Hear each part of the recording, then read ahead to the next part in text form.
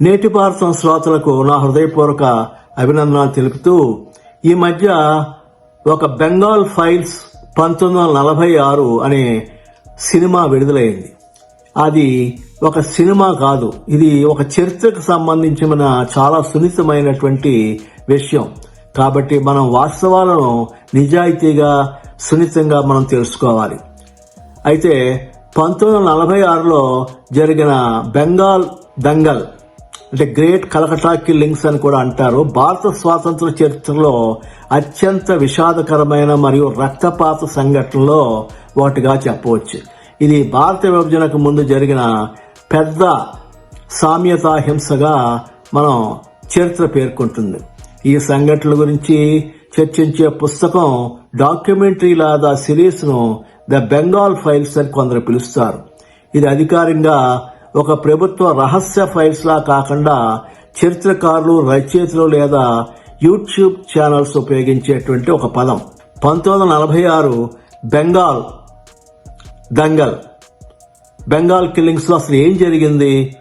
అది 1946 ఆగస్టు 16వ తేదీ కలకత్తా, ప్రస్తుతం కలకత్తా, బెంగాల్ జరిగిన సంఘటన ఏంటంటే, ముస్లిం లీగ్ పిలుపు మేరకు డైరెక్ట్ యాక్షన్ డే అని ప్రకటించబడింది.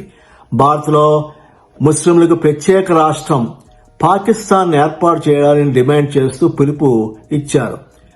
ఈ రోజు ప్రశాంతమైన నిరసనగా ప్రారంభమైన కొద్ది గంటల్లోనే హిందూ ముస్లిం మధ్య ఘర్షణలు మొదలయ్యాయి.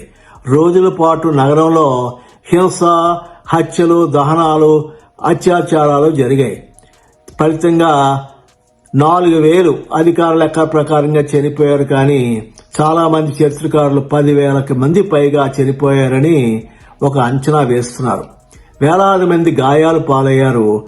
వేలాది మంది ఇళ్లు విడిచి పారిపోయారు. హింస తర్వాత బీహార్, అస్సాం, నోయిడా, పంజాబ్ లో కూడా హింస వ్యాపించింది. ఇది 1947 భారత విభజనకు దారితీసింది. ద బెంగాల్ ఫైల్స్ అనే పేరుతో 1946 ఈ దంగల్ విభజన సమయంలోని రహస్యాలు, ముస్లిం లీగ్ పాత్ర, బ్రిటిష్ పాలకుల నిష్క్రియాత్మకత గురించి విశ్లేషిస్తున్నారు. కొన్ని పుస్తకాలు, వార్తా విశ్లేషణలు ఈ సంఘటనలను ఫైల్స్ లాగా చూపిస్తాయంటే మర్చిపోబడిన చరిత్ర. ఎందుకు ఇది ముఖ్యం? ఇది భారత విభజనకు ముందు మొట్టమొదటి ఒక పెద్ద సామ్యతా హింస. ఇది హిందూ ముస్లిం సామరస్యానికి గుర్తుగా నిలిచింది. బ్రిటిష్ పాలన ఈ హింసను నియంత్రించడంలో విఫలమైంది. గాంధీజీ తర్వాత బెంగాల్కు వచ్చి శాంతి కోసం ప్రార్థన చేశారు. అతని ప్రయత్నాలకు చివరికి హింస తగ్గడానికి దోహదపడ్డాయి. డైరెక్ట్ యాక్షన్ డే ముస్లిం లీగ్ అధినేత మహమ్మద్ అలీ జిన్నా ప్రకటించారు. బ్రిటిష్ పోలీసులు, ఆర్మీ హింస నాణచడంలో విఫలమయ్యాయి. కలకత్తా నగరం రక్తంతో నిండిపోయింది. రోడ్ల మీద శవాలు పడి ఉండేది. ఈ సంఘటన తర్వాత భారత విభజించాలనే డిమాండ్ మరింత బలపడింది. ద బెంగాల్ ఫైల్స్ 1946 అనేది కేవలం ఒక పేరు కాదు, అది మన చరిత్రలో ఒక విషాదకరమైనటువంటి అధ్యాయానికి గుర్తుగా మనం భావించాలి. ఇది మనకు ఒక పాఠం. సామ్యతా హింస ఎప్పుడు పరిష్కారం కాదు. ఏకాభిప్రాయం, సహనం, సామరస్యమే బలమైన సమాజానికి మూలం.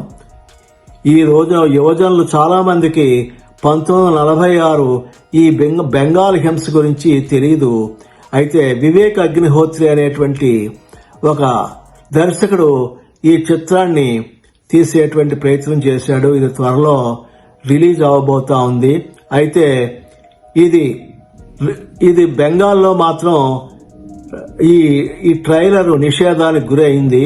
తర్వాత ఈ వీడియో మీకు నచ్చినట్లయితే సబ్స్క్రైబ్ చేయండి, షేర్ చేయండి, కామెంట్ చేయండి. ఈ వీడియోకి 2వ భాగం కూడా ఉంది. అది ఈ చిత్రం యొక్క దర్శకుడు గురించి ఎదురైనటువంటి అనుభవాల గురించి తెలియజేస్తుంది.